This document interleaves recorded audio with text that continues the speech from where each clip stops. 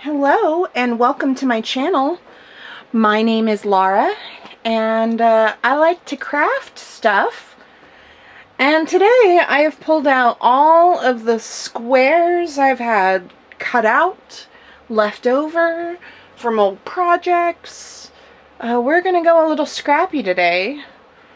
And I'm sure you have figured out, based off of the title, that I am trying flying geese, but I'm going to try it the 4 at a time method.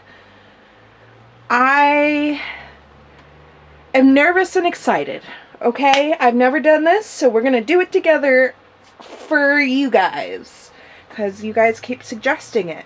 So let's get into it. Just so you all know, I post every other Tuesday, or I try to at least, and if you want to join me in my quilting adventures, you can like or subscribe, you know, all that good stuff. So the main video that I have been using to figure this out, because I've never done this before, was from Sugar Stitches Quilt Co. And I have her video linked down below. So if you want true step-by-step process and possibly better, I don't know, instructions, that's probably the best place to go, because I'm a newbie to this as much as you probably are. Or maybe not. Maybe you know what you're doing on this. Anyway, what has already got me a little bit scared and irritated is that the math that I've found is mainly math based off of the, I wrote it down here, is based off of the final result of the flying geese. And I'm going about it trying to make flying geese from the scraps that I have. Now, looking at her layout that she has. So basically you take a big square and you take two little squares that overlap that are large enough to overlap. You place them like this on the big square. Oh goodness. And you sew diagonally that way. So that's the process. The problem is I need to figure out, so I have like 50 billion 2.5 square inch squares.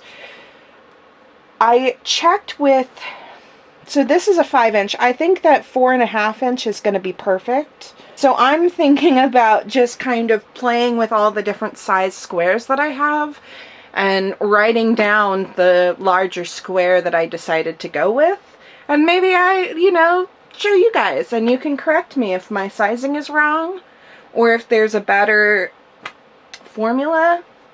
I looked at a few other videos and they were all the same process of like, you've got to know your final dimensions for the flying geese. And this is the other thing, is I really don't want to do a lot of math. I just want to be able to zone out and sew and make pretty things. That is what I want from my quilting experience. If you want something else, I think that's fantastic. So I have to say that the math component to this is a little like overwhelming, but I think that being able to play around with the squares that I already have now and just writing down the basics, because generally speaking, the squares that I have are probably going to be the standard size squares that I'm going to be having around in the future. So if I ever do this in the future, I will already have the sizes listed out, right? Thinking big, and then I wouldn't have to do the math. I would already have an automatic list, unless somebody has already done this. Maybe I should Google that. I'm going to Google that. Hello, I am back to say that Google is amazing, and I don't need to do that.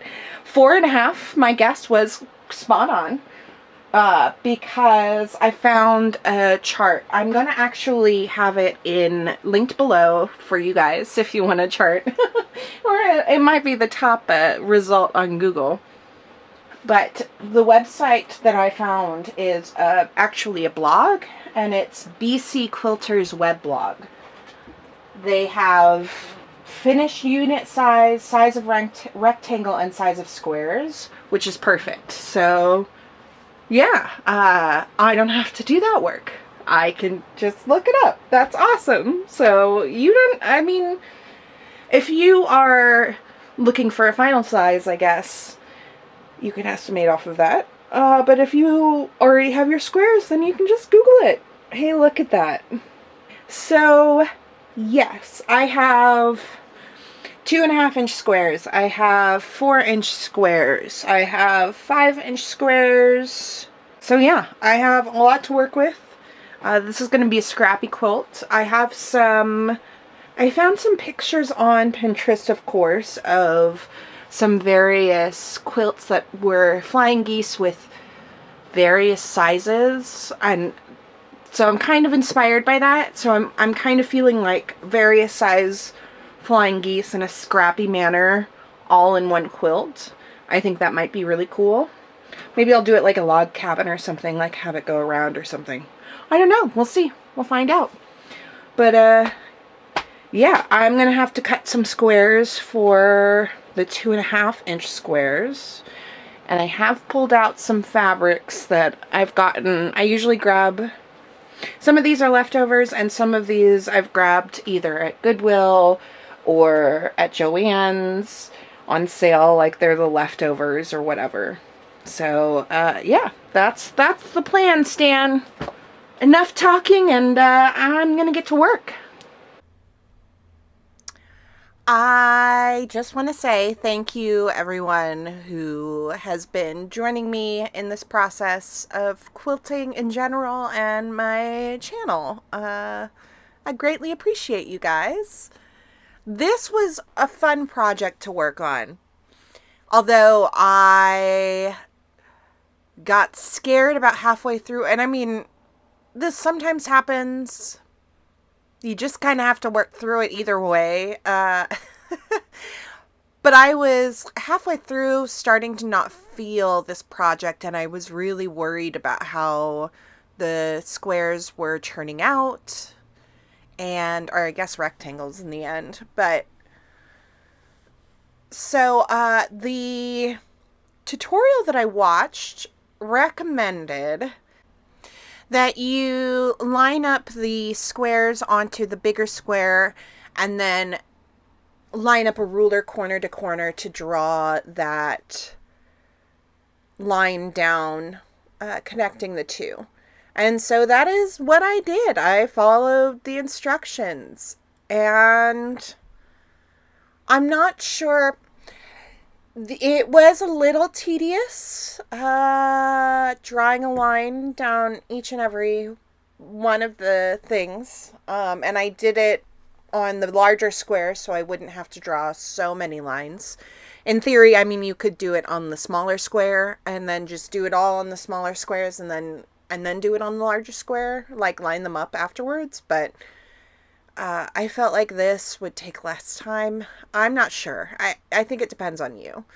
I did get to use these cute little pens that I got from Target, though. Not sponsored. As if Target sponsors. If Target wants to sponsor me, that would be amazing. Anyway, I was a good girl, and I did draw the lines. I'm not sure that if I were to do this process, I might draw the lines. I'm not sure that I'm going to do drawing of lines on all of my sewing things in the future, just because it is time consuming. But it was helpful. It was helpful to line up for sewing and keeping all my seams aligned. So that was nice. I originally, while I was doing it, was afraid, though, that it wasn't actually helping me out and that all of the blocks were wonky. They really did not look good. There was a rough period, but as I like to say, or, I've heard many times, trust the process. You've just got to trust the process. Pinning definitely, I again, it was time consuming, but helpful, I guess. Like, I do see the benefits of doing it this way. It just got annoying after a while. I'm just being honest. But if I were to do them, I mean, I find trimming half square triangles when I do it the other way tedious.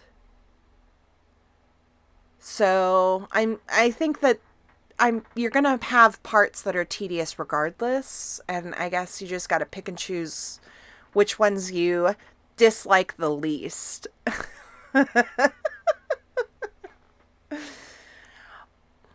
So I did, you sew 2 lines on either side of the line that's drawn, and then you cut them in half, and you iron those little half squares open.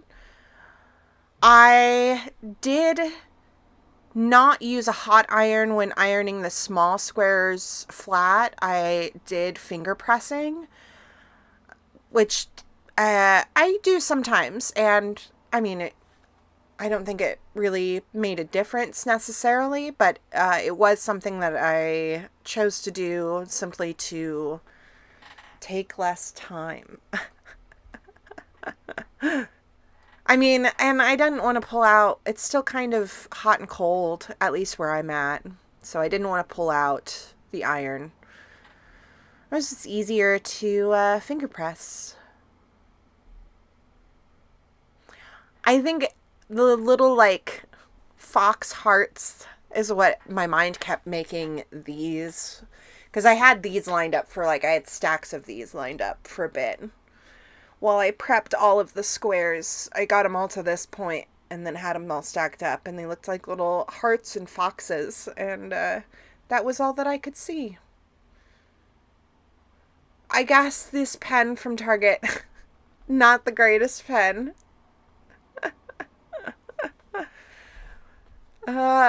But it is what it is. I was just happy that I got to use it because most of the time I use fountain pens for like journaling and stuff.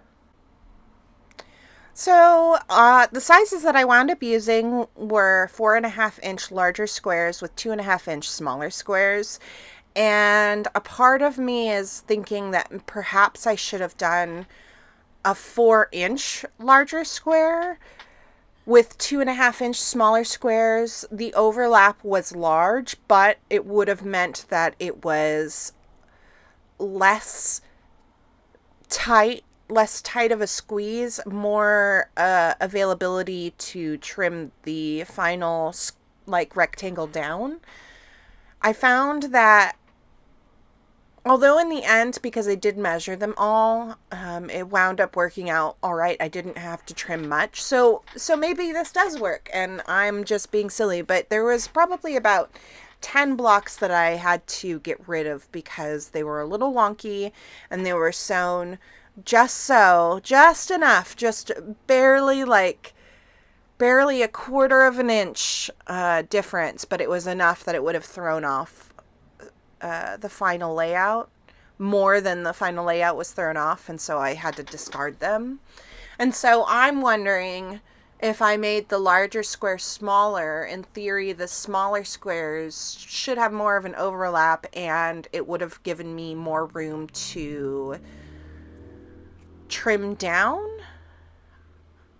Like there was, I feel like this process requires a lot more precision in not just actually your sewing, but as I later discovered, in your ironing as well.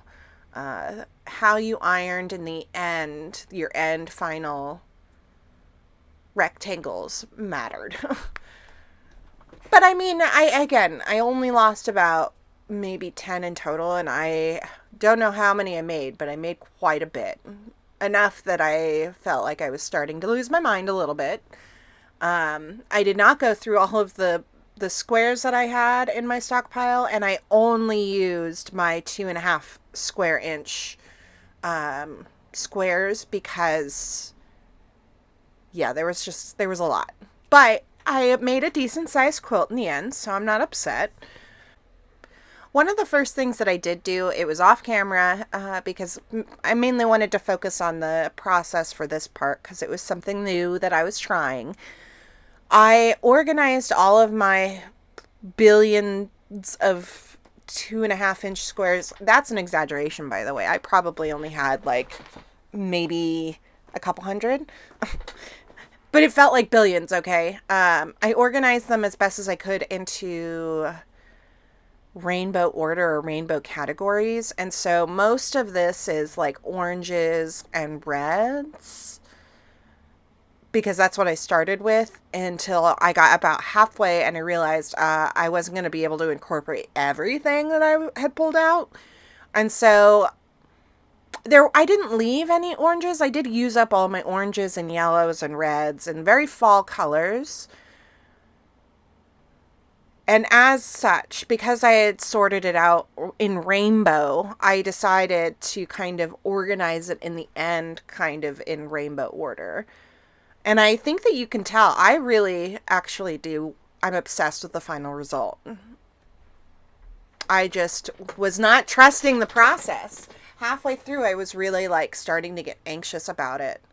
Like, I don't know if this is even going to look good. I don't think I'm doing a good job on these, but it actually did work out a lot better than I was expecting. So I might try this when I'm doing my half square triangles.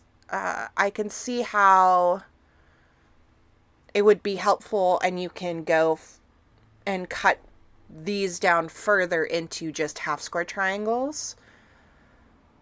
It's just, there's less room, I feel like. I mean, I guess you could size up all around. There's just, I don't know, less room to trim down, it felt like. But maybe that was just this process. So right there, see that finger pressing? So the seam for the second triangle, what you really need to do is you need to have that seam pointing the flying geese center and not pointing towards the smaller half square. I was like, ooh, these are not ironing well, so I stopped finger pressing and I did iron all of those. But even here, I didn't realize that I needed it to go in that particular direction. I hope that makes sense. The reason it needs to go in that direction is because it makes that overlap flat. It's, I should have filmed it, I guess. You know, if I knew I was going to talk about it. But I, at the time, didn't realize I was going to talk about it. Okay. So that did help in the final layout. And a lot of those blocks, yeah, didn't have to be trimmed at all. I think I got about, I had like 5 little piles and I had gotten through one pile and then realized. And so even most of those managed to fit. So I guess it doesn't matter that much, but it was more helpful, I felt like, to iron them that way. And then, yeah, so here's more ironing. I guess this is a chance that I can, this is me still not realizing that I should do them in that specific way. And I mean, they're lining up all right. But if you line up that seam so it's facing the other direction of how I'm ironing it, it'll look a lot better and lay a lot better and fit a lot better. So I mainly only trimmed the top and the bottom. If the flying geese is if the point direction is pointing to the top of the rectangle, that was the side that I trimmed the most. I didn't trim the east or west, I guess, sides of the rectangle, but I don't think that was too big of a problem. Not everything was even, of course, but I didn't want to throw out more blocks. They mostly lined up. Like, there were very few that were, like, uneven. And then I sewed them in long strips according to color. And I got about halfway of just sewing the piles that I had of, like, matching colors before I did a full strip. And then laid it out on my bed to like, make it even and make it a rectangle, make it, yeah, all filled out in an even blend. And that worked really well. Of course, Abigail decided to help me about halfway through, and that was exciting for her. Not so much for me, but it did not prevent me from being able to put these together. That part was a lot of fun. Once I started laying them out and once I had the strips sewn, I started to realize that, oh, actually, these are looking pretty good. They're not as messed up as I really thought they were going to be. I really thought that every tip was going to be cut off and, you know, have all sorts of problems. But it really didn't. And yeah, that was probably the most fun. And of course, ironing them all flat. The final layout of the quilt, I did add a border. I don't have it filmed, but I used some of my Halloween fabrics to add a border. And so the final measurements are 59 by 39. So it's a smaller quilt, but honestly, I feel like the quilt size is kind of really nice for like a couch quilt, and easier to make. So I really like the way that this quilt ultimately came out. It is a little wonky, so not all of the blocks line up. They're not all the same size. When I was trimming them, I was measuring the width to be 2 inches. And then the border fabric, I did strips of 4 inches. And yeah, this is what it wound up looking like. I really dig this quilt. I did originally want the arrows facing the other direction. And I find it funny that all the photos that I included were photos of arrows being up and down rather than across. And I wound up going across, but I don't know. I liked the across. I think it looked pretty good. I also personally love the border fabric because I feel like not only does it kind of match those colors that are going on and like the final colors of the quilt, but it kind of just pulls it all together. And I really like the fabric. I love this quilt. I'm very excited to quilt it eventually. This one's definitely going to be for me, as most of my quilts are. But I feel like you can definitely kind of get a sense of the blend of colors and the rainbow aspect. And overall, the process was a lot faster than I think realized. And I think it was because most of it was like you weren't really seeing the final thing until it was like done. If that makes any sense at all. I do want to thank you all for joining me in yet another quilting adventure video.